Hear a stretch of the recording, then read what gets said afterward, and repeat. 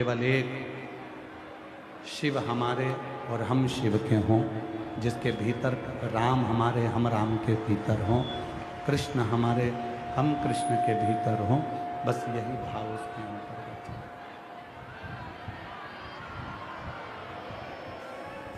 उसके भीतर केवल यही भाव चलता है।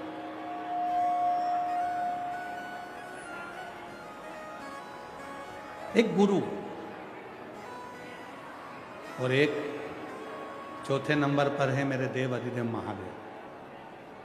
किसी भी मंदिर में जाकर आप मंत्र बोलें, किसी भी मंदिर में जाकर आप स्तुति करें, किसी भी मंदिर में जाकर आप पाठ करें, किसी भी मंदिर में जाकर आप चालीसा पढ़ें, किसी भी मंदिर में जाकर आप स्तुति का गान करें, पर यदि केवल एक देव अधिदेव महादेव का मंदिर एक ऐसा मंदिर होता है जहाँ पर आप जाकर कोई स्तुति भी ना करें, पाठ भी ना करें, कोई मंत्र स्मरण भी ना करें, तो केवल जाकर चुप होकर अगर नंदी जैसे बैठ गए तो भी मेरा शिव करुणा करना प्रारंभ कर देता है, शिव कृपा करना प्रारंभ कर।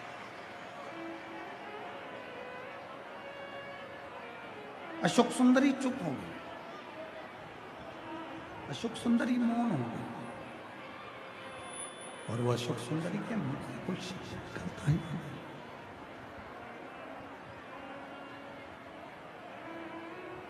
भगवान शिव जी ने माता पार्वती जी से कहा, पार्वती मैं 2 दिन से देख रहा हूं कि अशोक सुंदरी के मुख से कोई शब्द नहीं निकल, अशोक सुंदरी के मुख से कोई शब्द निकल नहीं रहा। मैं 2 दिन से देख रहा हूं, भगवान शंकर कहते हैं कि मैंने अशोक सुंदरी के मुख से कोई शब्द नहीं सुना। और जितना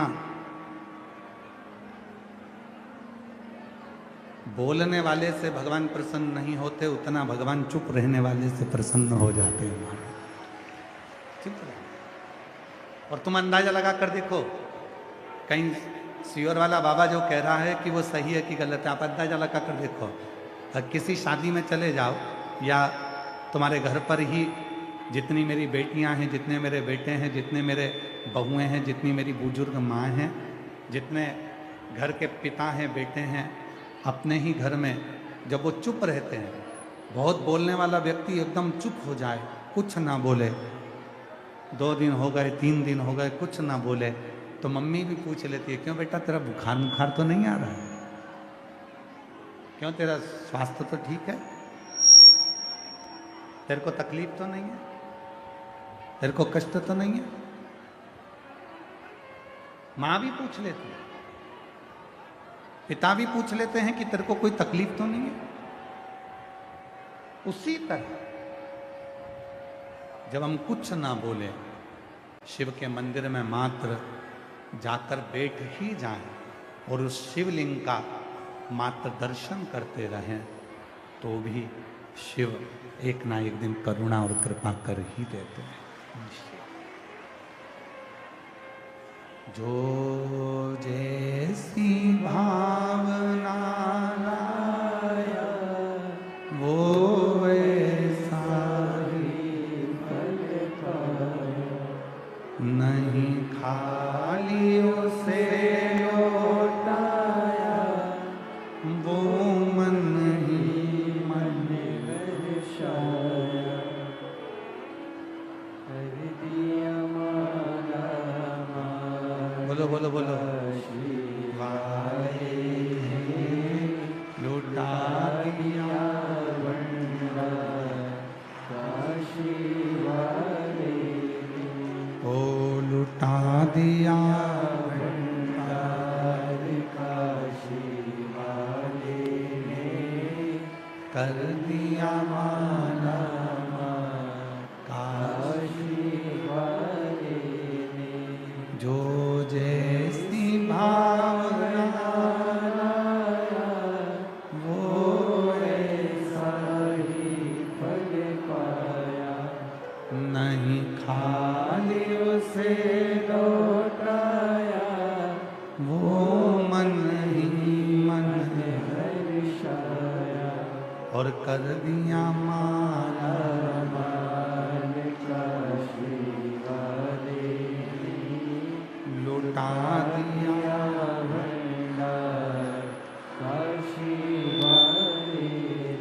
शिव जी की एक रीत बड़ी बड़ी विचित्र रीत मेरे भगवान शंकर, शिव जी की एक रीत बड़ी विचित्र। भगवान उगड़दानी की, भगवान शंकर की, त्रिकालदर्शी, कैलाशी, अविनाशी की एक रीत बड़ी विचित्र। मेरे भगवान भोलेनाथ ने पार्वती जी से एक बात कहा था, जिसको जो पसंद आता है पार्वती, मैं उसको वही देता हूं। जिसको जिस चीज में खुशी मिलती है पार्वती, मैं उसको वही खुशी प्रदान करता हूं। अब इस बात को आप लोग थोड़ा स्मरण करिएगा। दुनिया में कई लोग ऐसे हैं जिनको निंदा में खुशी मिलती है, चुगली सुनने में खुशी मिलती है, तो भगवान उसके लिए ऐसी व्यवस्था करते हैं कि उसके घर में 2-4 चुगली करने वाले रोज भेजते ही रहते हैं। जिसको जिस चीज में खुशी मिलती है, जिसको जिस चीज में आनंद मिलता है, मेरा भोले बाबा उसको वो चीज देता है। जिसको चुगली करने में आनंद मिलता है, भगवान उसको ऐसी कृपा कर देता है कि उसको चुगली सुनने वाले दे देता है कि जाओ तुम चुगली करते हो।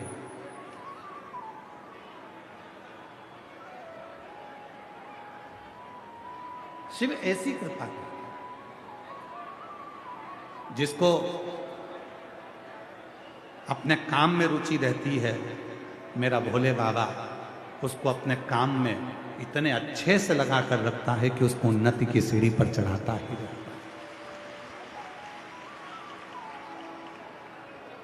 तुम्हें जिस काम में रुचि मिलेगी, मेरी कई बहनें बैठी हैं, कई मेरी जीजियां बैठी हैं, कई मेरे जीजा बैठे हैं, कई मेरी बेटियां बैठी हैं, कई मेरे बेटे बैठे हैं।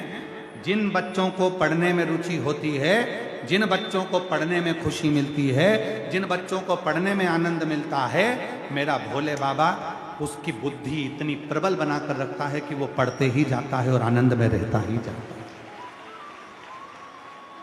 पहले अपना स्वभाव बनाओ कि हमें किस चीज में खुशी मिल रही है।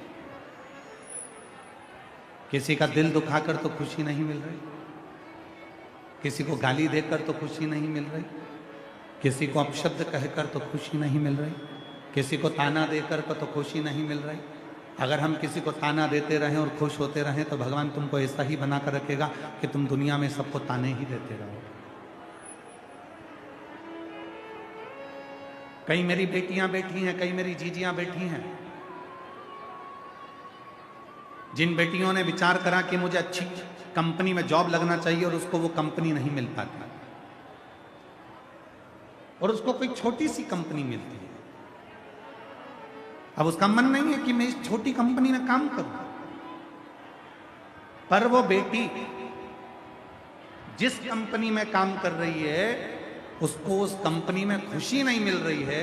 वो नई कंपनी, कोई बड़ी कंपनी, कोई बड़ा प्रोजेक्ट, कोई बड़ी चीज उसको ढूंढना है और उसको ये विचार करना है कि मेरे जीवन में मैं सरकारी नौकरी में लगूंगी, मेरे जीवन में मैं कलेक्टर बनूंगी, मेरे जीवन में मैं आईएएस ऑफिसर बनूंगी, मेरे जीवन में मैं सीए बनूंगी, डॉक्टर बनूंगी। और उसको छोटे कार्य में अगर रुचि नहीं मिल रही है और उसको बड़े कार्य में आनंद है, तो एक ना एक दिन मेरा भोले बाबा उसको उस आनंद को देकर ही रहेगा। मेरा शंकर भगवान उसको वो खुशी देकर ही रहता है, मेरा शिव उसको वो सुख देकर ही रहता है। जिसको जिस चीज में खुशी।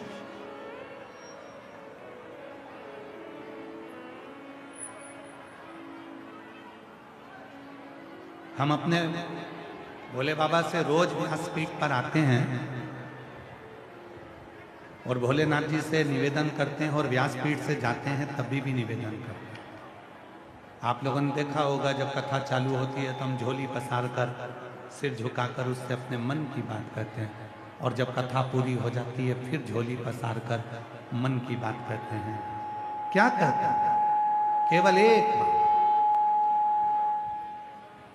किसी माता की गोद कभी खाली ना रहे और किसी पुरुष की जेब कभी खाली ना रहे। इनको देते तो कृपा कर।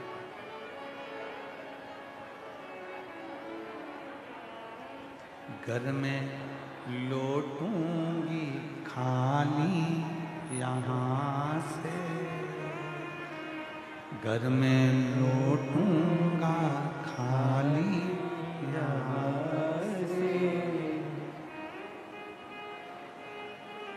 ये जमाना तुझे क्या कहेगा, ये जमाना तुझे क्या कहेगा। बाबा एक निवेदन करूं मैं आपसे, हे भोलेनाथ, हे शंभुनाथ, हे त्रिकालदर्शी, हे कैलाशी अविनाशी शिव, इतने शिव भक्त आए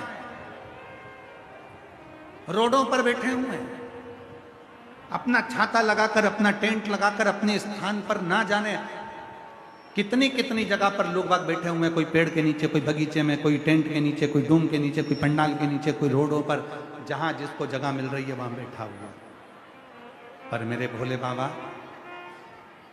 इन्होंने सुना है कि तू देता है, और अगर तू 3 महीने में इनको नहीं देगा तो जमाना इनको कुछ नहीं कहेगा, तुझे कहेगा कि हम गए थे, इसके बाद भी उसने।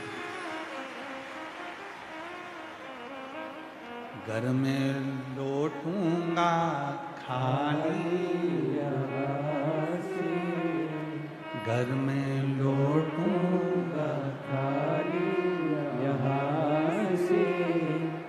ये जमाना तुझे क्या कहेगा, तेरी चौखट पे ओ डमरू वाले, तेरी चौखट पे ओ डमरू वाले।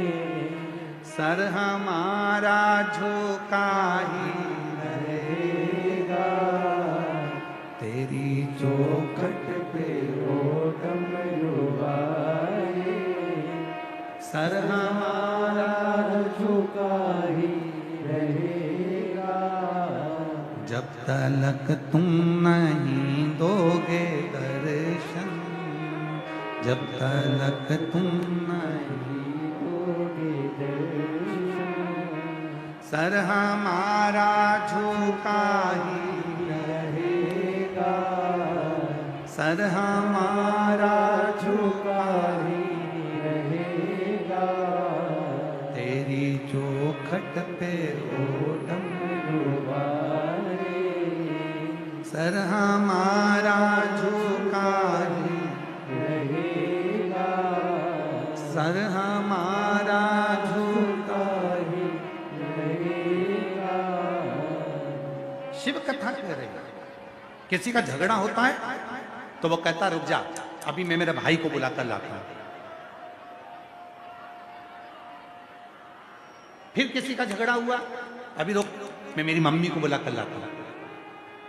फिर किसी का झगड़ा हुआ, मैं मेरे पापा को लेकर आती हूँ। फिर झगड़ा हुआ, मैं मेरी बहन को लेकर आती हूँ। फिर झगड़ा हुआ, कोई नहीं है तो अभी मैं बंदूक लेकर आता हूँ। फिर झगड़ा हुआ, मैं अभी चक्कू लेकर आता हूँ, मैं अभी तलवार लेकर आता हूँ। अरे भाई, जैसे झगड़ा करने वाला व्यक्ति किसी ना किसी को लेकर आता है, उसी तरह जब संसार के लोग तुम्हें कष्ट दें, दुख दें, तकलीफ दें, और ये संसार के लोगों से तुम इस मन से झगड़ रहे हो, तब तुम भी कह देना मैं डमरू वाले को लेकर आता हूं, मैं डमरू वाले। वो है बोल बम का नारा है, सारी समस्या का हल श्री शिवाय। मैं अभी जाता हूं, कोई कहीं झगड़ा हो गया, मैं अभी मम्मी को लाता हूं, मैं अभी पापा को लाता हूं, मैं मेरे भाई को बुलाकर लाता हूं, तो मुझे जानता नहीं है, मैं उसको लेकर आता हूं, मैं उसको लेकर आता हूं। तुम भी कह देना मैं डमरू वाले को लेकर आता हूं, डमरू वाले। दुख आया, तकलीफ आई, कष्ट आया, परेशानी आई, कह देना मैं अब भी आ रही हूं, मैं रुक जा, 2 मिनट तो रुक के देख। दुख आया है ना, तकलीफ आई है ना, कष्ट आया है ना, परेशानी आई है ना, बीमारी आई है ना, मैं अब भी आती हूँ।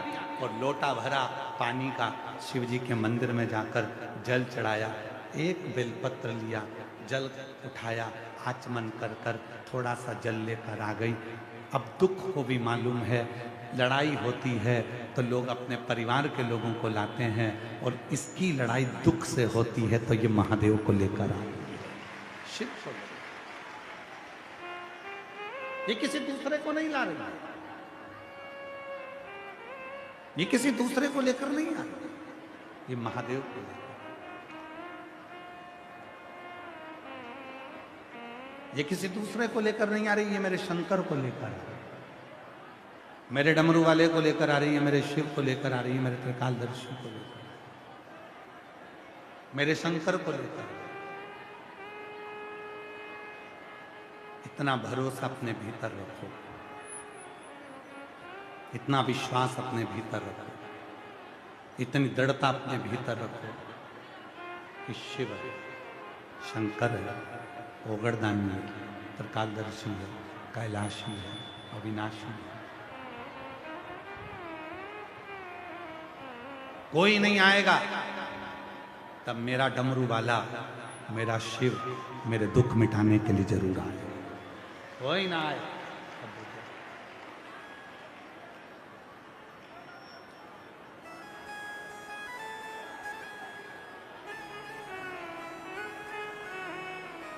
कोई ना आवे तो मेरा शिव। शंकर की कथा क्या है? अशोक सुंदरी का संवाद है। मेरे भोले बाबा की एक रीत बड़ी निराली है, जो जिसमें तुमको खुशी मिलेगी वो तुमको जरूर देगा। चुगली सुनने में खुशी मिलती है तो चुगली देगा, निंदा करने में तुम्हें रुचि आती है तो वो निंदा देगा, तुम्हें दूसरे की बुराई करने में खुशी मिलती है तो वो बुराई देगा, और तुम्हें यदि कमाने में खुशी मिलती है कि मैं मेहनत करूंगा और मुझे धन मिलेगा, तो भगवान तुमको मेहनत का फल भी जरूर देगा। मेहनत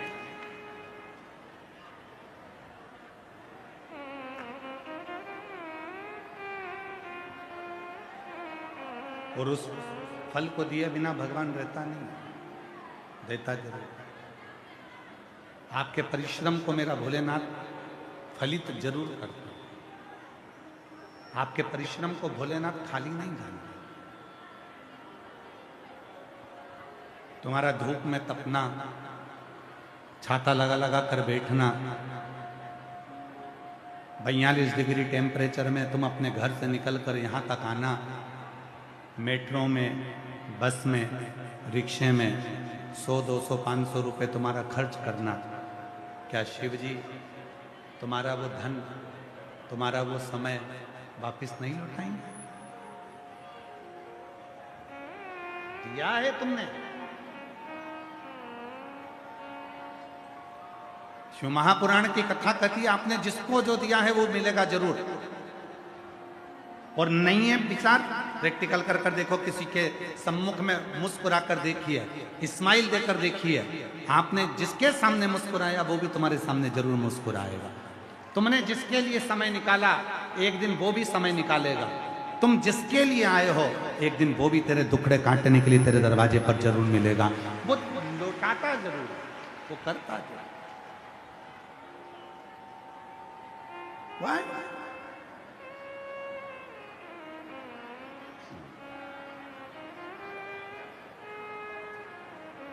और तुम आना भोले बाबा मेरे मकान में, तेरा डमरू डम डम बाजे सारे जहान में। बाबा तुम्हें हृदय से जिसमें तुमको खुशी मिले। और आज शिव महापुराण की कथा से लेकर जाओ बैसाख के महीने में। हमें चुगली में खुशी नहीं है, हमें निंदा सुनने में खुशी नहीं है, हमें निंदा में खुशी नहीं, हमें चुगली में खुशी नहीं। अब तो हमें एक ही चीज में खुशी है, बाबा को एक लोटा जल चढ़ाना, बाबा से अपने मन की बात करना, और अपने कर्म को, अपनी मेहनत को 4 गुना कर कर अपनी मंजिल तक पहुंचना। तो मेरा भोलेनाथ तुमको मंजिल तक पहुंचा, मंजिल तक पहुंचा। खुशी जिसमें नहीं। 4 जगह पर मौन होकर बैठ जाइए, 4 जगह पर चुप रहकर बैठोगे तो भी तुम्हें सब कुछ मिल जाएगा। एक अपनी मम्मी के पास, माँ के पास, आई के पास, मम्मा के पास चुप होकर बैठो।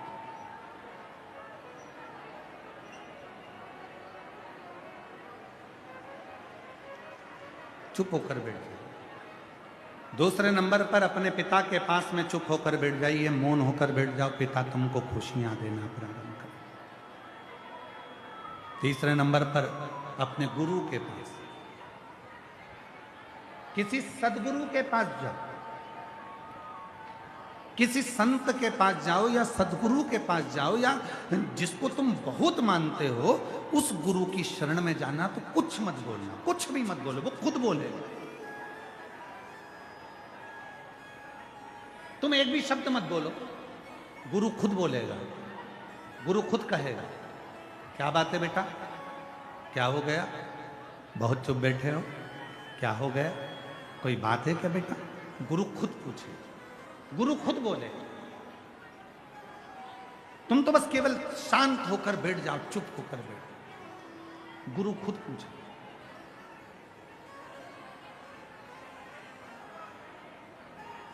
हम गुरुजी को अपनी दशा बताएं।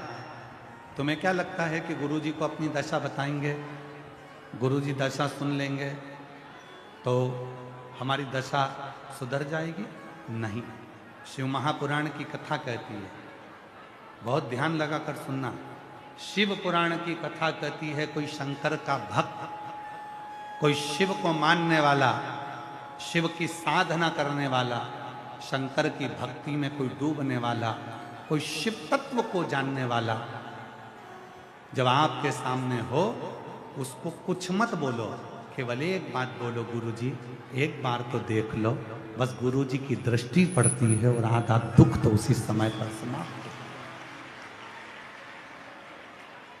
एक नजर कृपा की कर दो सांवरिया,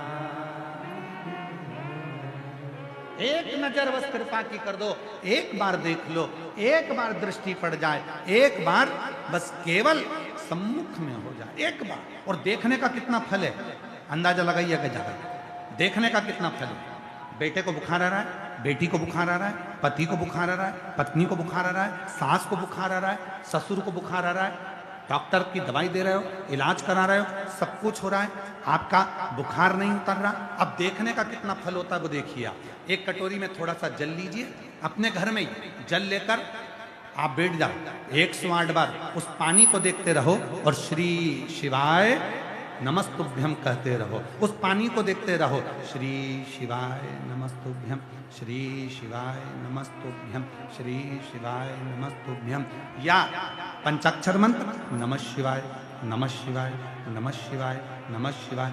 या षडाक्षर मंत्र ओम नमः शिवाय, ओम नमः शिवाय, ओम नमः शिवाय, ओम नमः शिवाय। उस जल को देखकर यदि तुमने 108 बार दिल से शिव जी के नाम का उच्चारण करा और उस जल को, उस जिसका बुखार नहीं उतर रहा है, उसको पिलाओ और थोड़ा सा शरीर पर लगाओ, आधे घंटे बाद मालूम पड़ेगा कि ताप उतरता है कि नहीं उतरता। केवल दृष्टि, केवल दृष्टि, केवल दृष्टि। मछली अपने अंडे के पास कभी नहीं जाती, केवल मछली अपनी दृष्टि से अंडे को देखती रहती है और मछली का अंडा पक जाता है और उसका बच्चा पैदा हो जाता है। टिटहरी आकाश में उड़ती रहती है और अपने बच्चे को देखती रहती है, उस अंडे में बच्चा है और बच्चा पक जाता है और बच्चा जन्म ले लेता है। कछुआ अपने बच्चे को केवल देखता रहता है अंडे को, और कछुए का अंडा पक जाता है और बच्चा जन्म ले लेता है, बच्चा जन्म ले लेता है। केवल देखता, कछुआ देखा, मछली देखी, टिटहरी देखी, मगर देखा, केवल देखने से उसका बच्चा पक जाता है और बच्चा जन्म ले लेता है। उसी तरह शिव का नाम लेते लेते जब हम जो शंकर की भक्ति में डूबा हुआ होता है वो किसी को अगर देख भी ले तो बस उसकी जिंदगी संवारना प्रारंभ हो जाता है। आप अपनी कटोरी में जल लिया, श्री शिवाय नमस्तु, श्री शिवाय नमस्तु। आप लोगों को कहा था अपने अपने घर के दरवाजे पर श्री शिवाय नमस्तुभ्यम का स्टिकर लगा दो। घर के बाहर भी लगाओ, घर के अंदर भी लगाओ। क्यों लगाओ? उसका कारण है, जब तक दरवाजा नहीं खुलेगा, बेल बजाने वाला, घंटी बजाने वाला बाहर खड़ा है, उतनी देर में वो पढ़ रहा है श्री शिवाय नमस्तुभ्यम, श्री शिवाय नमस्तुभ्यम। उसकी दृष्टि उस मंत्र पर जा रही है और जैसे ही दरवाजा खुलेगा तुम्हारी भी दृष्टि अंदर लगे मंत्र पर गई है और जैसे ही दरवाजा खुलेगा तो वो दृष्टि कभी गलत नहीं करेगी, वो दृष्टि संवार कर तुम्हारी जिंदगी को सुख प्रदान करेगी। सुख,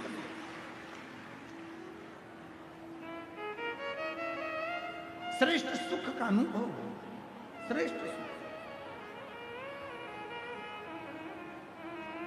केवल दृष्टि, केवल नयन, केवल देखना, केवल नयनों से निहार लेना, वो सुख का अनुभव करा, वो सुख का अनुभव देता। वो एक हमारे निखिलेश जी एक लाइन बड़ी अच्छी गुनगुनाते हैं हमारे,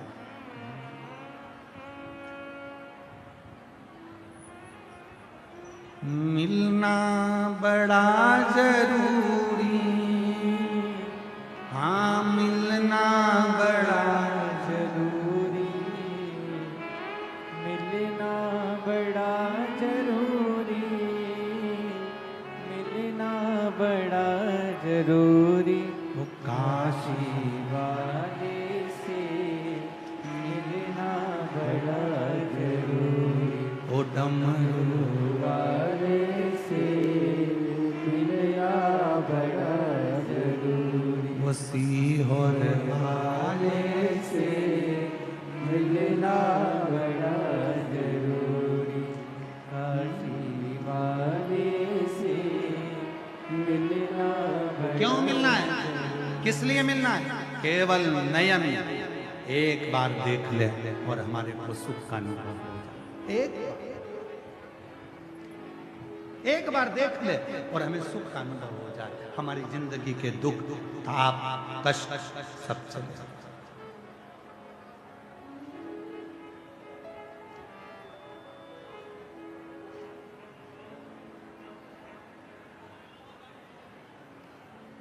सारे दुख समाप्त हो। पर कई कई लोग ऐसे होते हैं जिनकी जिंदगी के दुख वो समाप्त ही नहीं करना चाहते। जैसे एक व्यक्ति आधार कार्ड बनवाने के लिए गया, आधार कार्ड बनवाने के लिए गया, बहुत लंबी लाइन लगी थी, वो भी लाइन में लग गया। 10 बजे ऑफिस खुलना था, 10:30 बज गई। एक व्यक्ति बार बार आगे आ रहा था, लाइन वाले लोग उसको पीछे खड़ा कर देते। फिर वो आगे आता था, फिर उसको लोग पीछे खड़ा कर देते, पीछे खड़ा हो जाओ। 11 बज गई, ऑफिस नहीं खुला आधार कार्ड का। 11:30 बज गई, आधार कार्ड का ऑफिस नहीं खुला। इतने में लोगों ने हड़ताल करना प्रारंभ कर दी कि बताओ सरकारी ऑफिस 12 बजे तक नहीं खुला।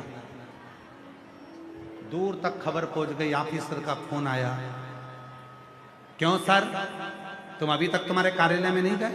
आधार कार्ड बनना है लोगों के। सर ने फोन लगाकर बोला, सर मैं तो बार बार आगे जाने का प्रयास कर रहा हूं, ये मुझे वापस लाके लाइन में पीछे खड़ा कर दे। तब लोगों को मालूम पड़ा कि आधार कार्ड बनाने वाला तो पीछे खड़ा है और बेचारा आ रहा था आगे, पर तुम बार बार उसको ले जाके खड़ा कर देते थे पीछे। तुमको लगता था ये भी आधार कार्ड बनवाने आया। कई लोग संसार में ऐसे हैं जो पढ़ते हैं, अध्ययन करते हैं, खूब पढ़ते हैं और बाद में ये विचार करते हैं कि मैं बहुत बड़ा ज्ञानी हो गया, मुझ में बहुत सारी विद्वत्ता आ गई, मैं बहुत पढ़ा लिखा हो गया, पर उसको ये मालूम नहीं है कि तुम्हारे माता पिता से बढ़कर दुनिया में कोई विद्वान नहीं हो सकता, कोई ज्ञानी नहीं हो सकता। कई बच्चे कह देते हैं, बेटियां कह देती, बेटे कह देते, क्या मम्मी तुमको कुछ नहीं आता, तुम चुप बैठी रहो, तुम में अकल नहीं है, मम्मी तुम बीच में मत आया करो, तुम बहुत बोलती हो, तुम चुप रहो। कर ले चुप कर। और एक दिन वो समय आएगा, माँ समझाती है, माँ बीच में टोकती है, पापा बीच में टोकते हैं, पिताजी बीच में रोकते हैं। एक समय ऐसा आएगा जिस दिन वो रोकेंगे, वो टोकेंगे नहीं, तब तेरी आंख से आंसू झड़ते रहेंगे। इसलिए निवेदन करना कि तुम्हारे घर के माँ बाप तुमको थोड़ा थोड़ा रोकते टोकते रहें तो तुम्हारी जिंदगी सार्थक होती चली जाती। क्या मम्मी तुम दिन भर रोकती रहती हो, दिन भर टोकती रहती हो, दिन भर कुछ ना कुछ कहती रहती हो, दिन भर तुम्हारे पास कोई काम नहीं है, टोकना टोकना टोकना टोकना। हाँ थोड़ा टोक रही है, ठीक है, कोई बात, अवस्था है, वृद्ध है, बुजुर्ग है, माँ है, बाबा है, थोड़ा टोकेंगे, ठीक है, होगा, समय आएगा, दृष्टि पड़ जाएगी।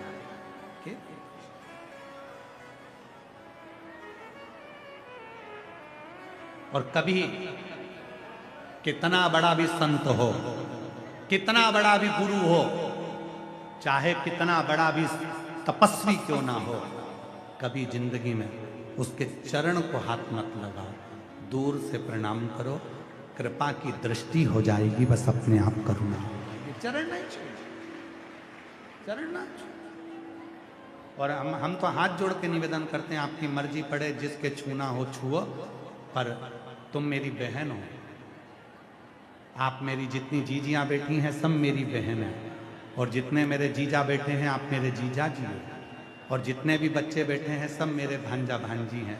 कृपया निवेदन है, और जितनी मेरी बुजुर्ग माँ बैठी हैं सब मेरी माँ, और जितने बुजुर्ग हैं सब मेरे पिता।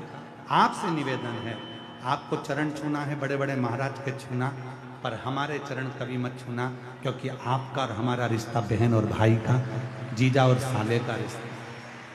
आप हमारे चरण मत छू, आपको चरण छूना है, आप जिसका छूना छुओ, परंतु हमको मानो। हमारे पास में अगर मिलो भी तो केवल एक ही बात करो, गुरुजी श्री शिवाय नमस्ते, श्री शिवाय नमस्ते। बस तुझ में जो शिव है, हे गुरु, हे शिव, मेरे गुरु के भीतर जो शिव है, जैसे ही मैं श्री शिवाय नमस्तुभ्यम बोलूं, वैसे ही मेरे भीतर, मेरे गुरु के भीतर जो शिव है, उसकी दृष्टि मुझ पर पड़ जाए और मेरा कल्याण हो जाए, बस इतनी नहीं। इन सारे आडंबरों से हमको दूर होना है, सारे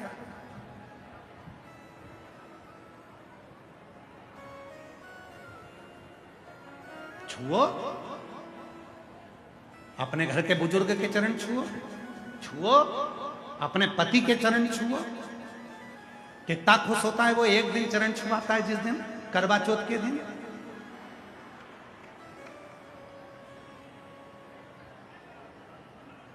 जिस दिन तुम उसका चलनी में मुंह देखती हो,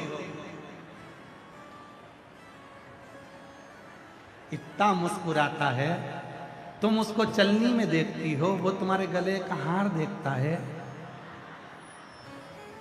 1.5 लाख का नुकसान करा कर करवा चौथ हो रही है।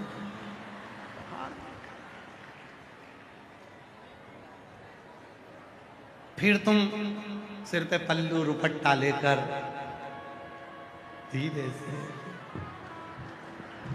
फिर तुम उसका चरण छूती हो, तुम उसका चरण छूती हो, वो चंद्रमा का चरण छूता है। हे चंद्रदेव कृपा करो, इसको परमानेंट ऐसी कर दो जैसी आज है, ऐसी कृपा। वो चंद्र से कहता है कुछ कर। हे चंद्रदेव थोड़ी सी करुणा करो महाराज, थोड़ी सी करुणा। और मिलना बड़ा जरूरी, हाँ मिलना बड़ा जरूरी, मिलना बड़ा जरूरी, ओ मिलना बड़ा जरूरी। ओ सीहोर वाले से मिलना बड़ा जरूरी। ओ डमरू वाले से मिलना बड़ा जरूरी। ओ काशी वाले से मिलना बड़ा जरूरी। काशी वाले से मिलना बड़ा जरूरी। ओ मिलना बड़ा जरूरी। हाँ मिलना बड़ा जरूरी। ओ मिलना बड़ा जरूरी। मिलना बड़ा जरूरी। अच्छा इसमें एक लाइन और जोड़ लेना। कौन सी? दिल्ली वालों से मिलना बड़ा जरूरी। ओ दिल्ली वाले से मिलना बड़ा जरूरी। हाँ मिलना बड़ा जरूरी। ओ मिलना बड़ा जरूरी। ओ मिलना बड़ा जरूरी।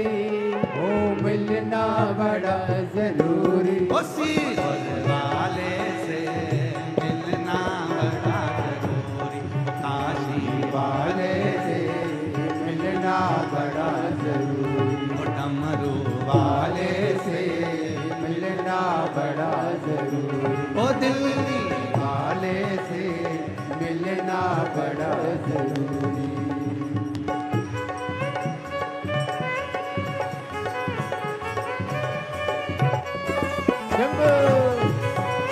राधे राधे।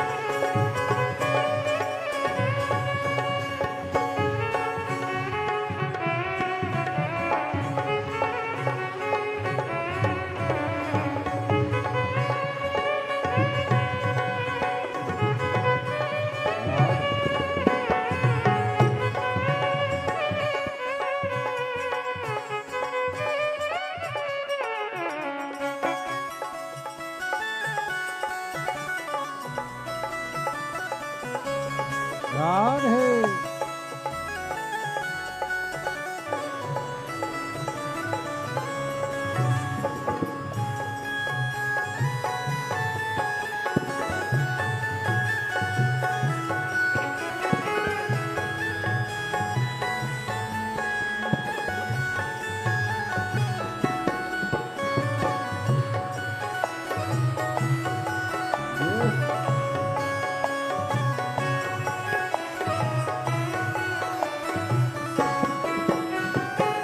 जो मैं होती पवन बसंती झोंका बन कर आती। जो मैं होती कमल बसंती झोंका बन कर आती। जो मैं होती पवन बसंती झोंका बन कर आती। जो मैं होती पवन बसंती झोंका बन कर आती। बन सकी मैं हवा का झोंका। बन सकी मैं हवा का झोंका। बन सकी मैं हवा का झोंका। बन सकी मैं हवा का झोंका। ये मेरी मजबूरी काशी वाले से मिलना बड़ा जरूरी। काशी वाले से मिलना बड़ा जरूरी। ओ सीहोर वाले से मिलना बड़ा जरूरी। सीहोर वाले से मिलना बड़ा जरूरी। मिलना बड़ा जरूरी। ओ मिलना बड़ा जरूरी। ओ मिलना बड़ा जरूरी।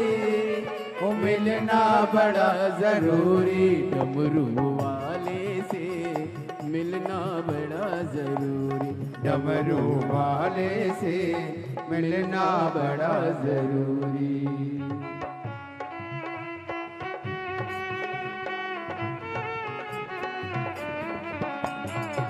राधे।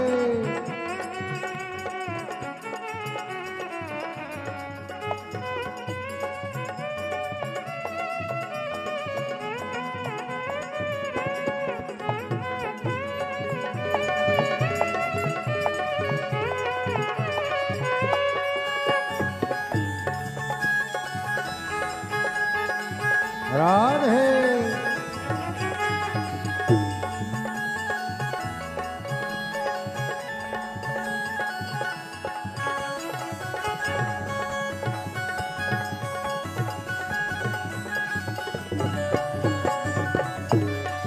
राधे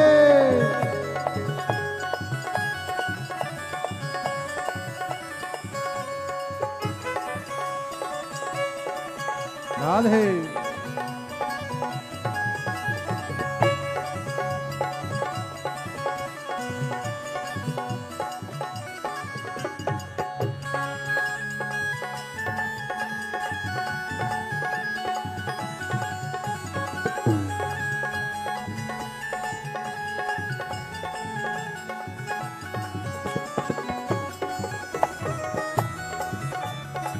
राधे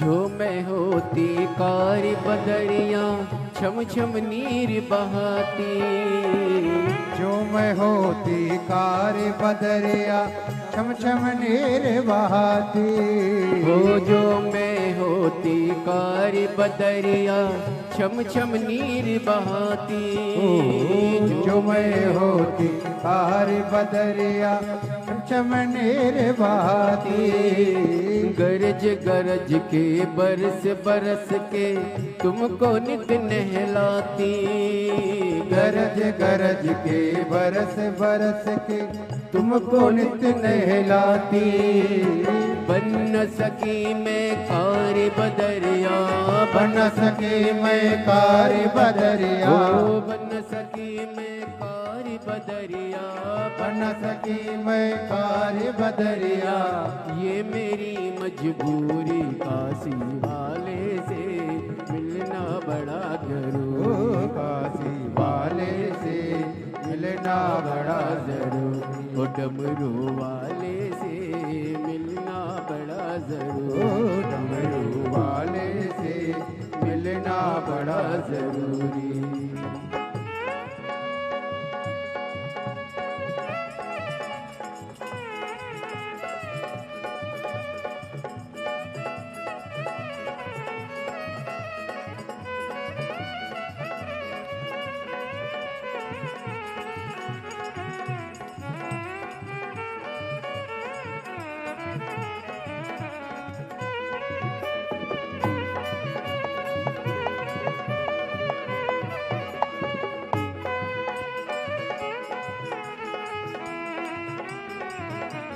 बोले राधे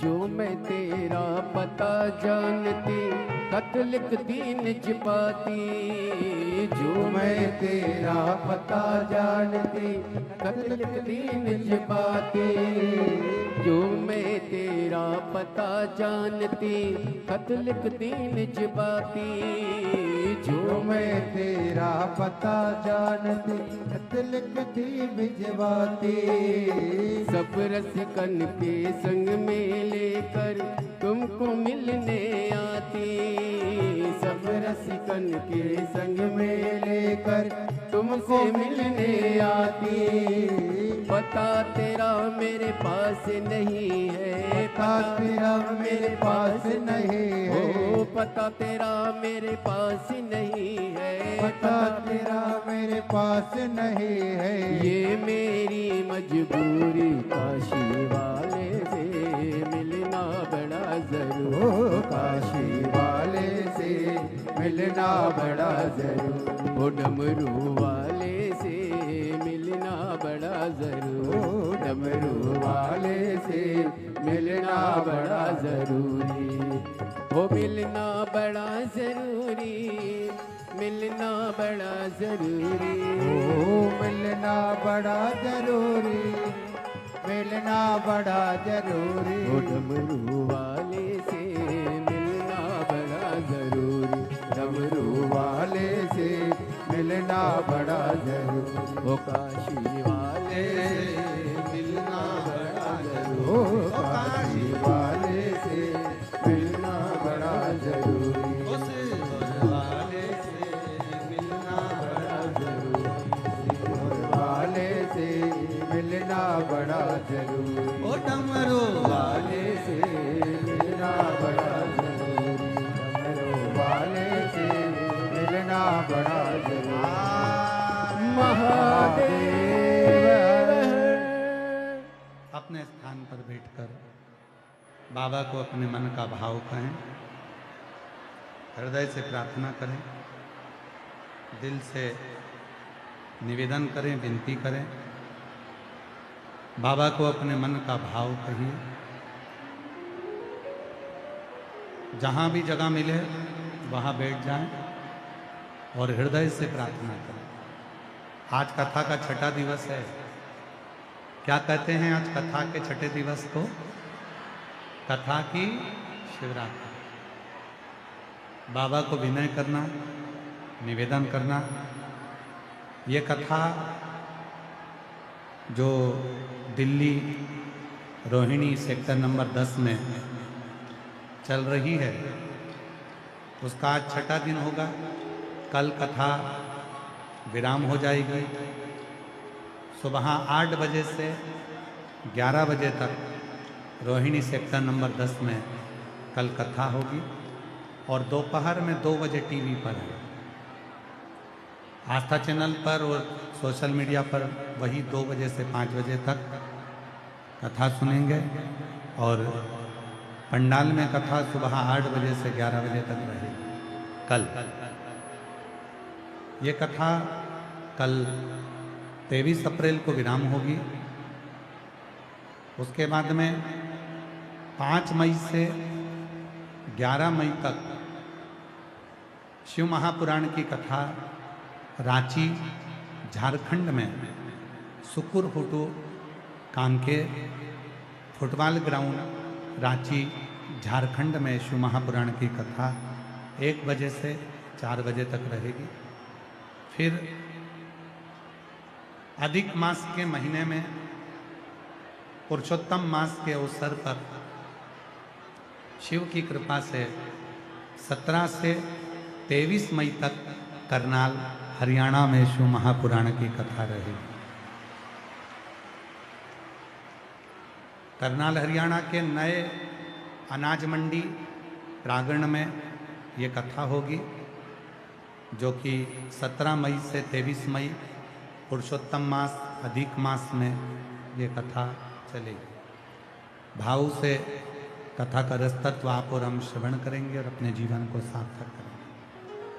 हृदय से बाबा को विनय करें, निवेदन करें, प्रार्थना करें। जहाँ जगह हो वहाँ बैठकर बाबा को अपने मन की बात करें।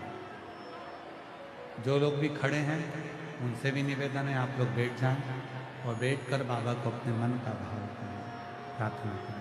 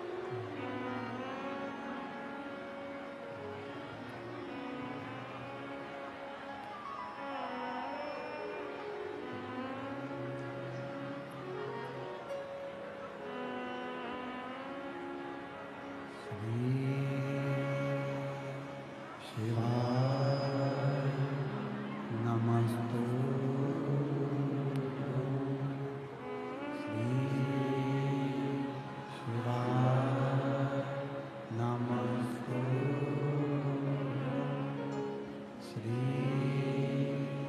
शिवाय नमस्तुभ्यं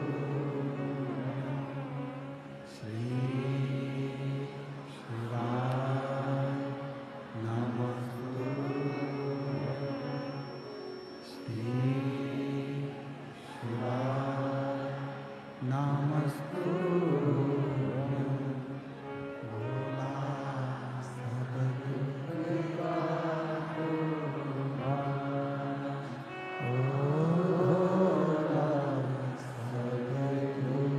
का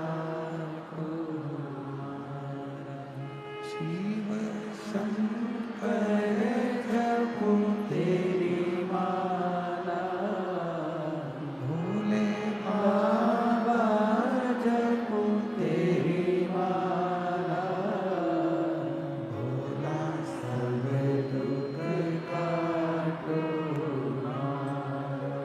ओ भोला सब दुख काटो वेश है मंगल मंगलकारी वेश है मंगल मंगलकारी शमशान वासी हमारा शमशान वासी हमारा ओ भोला सब दुख काटो ओ भोला सब दुख काटो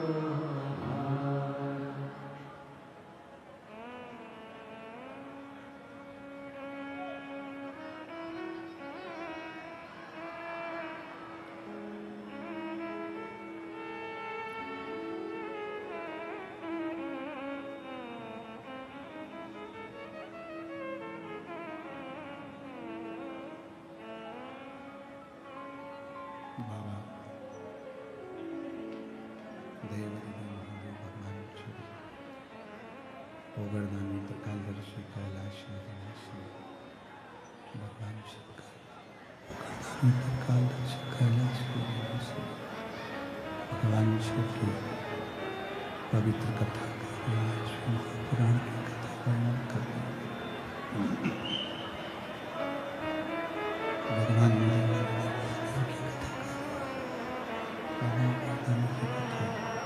वर्णन कर रहे हैं शिव तत्व कह रहा है भगवान शंकर की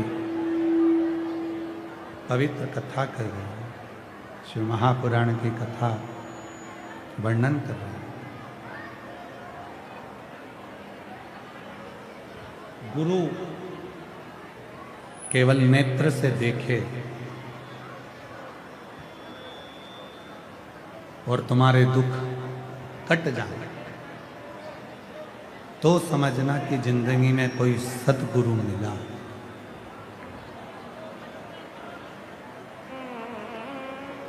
कोई सतगुरु जीवन में मिला। माँ, पिता, गुरु और चौथे नंबर पर है मेरे शिव।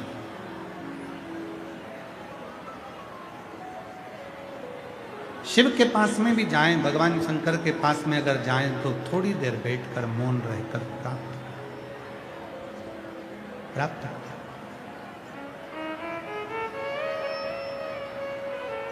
अशोक सुंदरी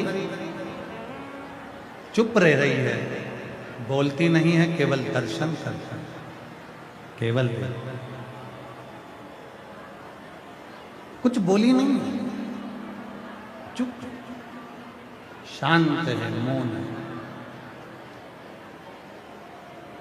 और फिर निवेदन करें आपसे कि भगवान शंकर के दरवाजे पर शिव महापुराण में गुरु के दरवाजे पर, माता के पास में, पिता के पास में जितना शांत रहोगे, चुप रहोगे, उतना प्राप्त करो, उतना प्राप्त।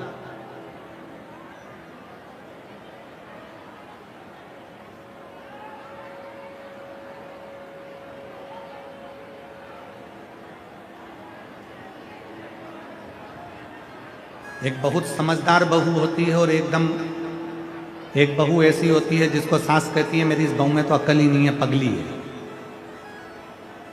बावरी है, इसमें अक्ल ही नहीं है, इसकी अकल सब मारी गई। दो बहुएं हैं, एक बहुत समझदार है, एक में अकल ही नहीं है। दोनों बहुओं में सबसे ज्यादा सुखी अगर कोई बहू रहती है तो जिसमें अक्ल नहीं है वही बहू रहती है। घर में शादी हुई, घर में कोई फंक्शन हुआ, घर में कोई प्रॉब्लम आई, घर में कोई कार्य आया, घर में कोई बात आई, आवाज फैल रही है, इसको क्लियर करो एकदम। घर में कोई बात आई है, घर में कोई फंक्शन आया है, घर में कोई उत्सव आया है, घर में कोई खुशी आई है, घर में कोई उत्सव आया, घर में कोई अच्छा कार्य आ गया, शादी आ गई, तो जो समझदार बहू होती है ना उसी के ऊपर सबसे ज्यादा काम दिया जाता है। बेटा तू तो समझदार है ना, देख ले मामा जी ने भोजन करा कि नहीं करा, काका जी ने खाना खाया कि नहीं खाया, देख तो बुआ जी आई कि नहीं आई, उसने कपड़े पहने कि नहीं पहने, उसने सामान लिया कि नहीं लिया, छोरे ने ये काम करा कि नहीं करा, छोरी ने ये काम करा कि नहीं करा। जो सबसे ज्यादा समझदार बहू होगी वो दिन भर काम में लगी रहेगी, उसको खाने तक की फुर्सत नहीं होगी, सजने की भी फुर्सत नहीं होगी, मेहंदी भी लगवाएगी तो सब लगवा के चले जाएंगे तब लगवाएगी। क्यों? क्योंकि वो समझदार है, समझदार है इसलिए उसके पास में समय नहीं है। और जो बहू जिसको लोग कहते हैं इसमें तो अकल नहीं है, सबसे पहले मेहंदी रचवा के, सबसे पहले ब्यूटी पार्लर तैयार मैयार हो के, सबसे पहले सज धज के कपड़ा मपड़ा पहनकर सबसे पहले तैयार होकर वो आगे आगे रहती है। भोजन भी करेगी तो सबसे पहले लग लगा के तैयार, वो खा पी के आग लगी बस्ती में अपन मस्त, कोई मतलब तो अपनी मस्ती में झूम रही, वो अपनी मस्ती में रह रही, वो अपने आनंद में रह रही, वो अपने सुख में रह रही, वो अपने अलमस्ती में रह रही। और जो समझदार है बेचारी आखिरी में भोजन करती है, कुछ मिल गया तो ठीक, नहीं मिला तो ठीक, ठंडा हो गया भोजन तो भी ठीक, गरम मिल गया तो भी ठीक, उसे कोई मतलब नहीं, वो तो अपनी मस्ती में उसे उससे कोई मतलब नहीं। शंभो शंभो शंभो शंभो शंभो शंभो शंभो शंभो शंभो, उसे कोई मतलब नहीं, केवल वो अपनी मस्ती में। एक समझदार है, एक पागल है। जो पागल है वही सबसे ज्यादा सुखी है, सबसे ज्यादा सुखी है। जो पागल है वो सबसे ज्यादा सुखी वही है, और जो समझदार है,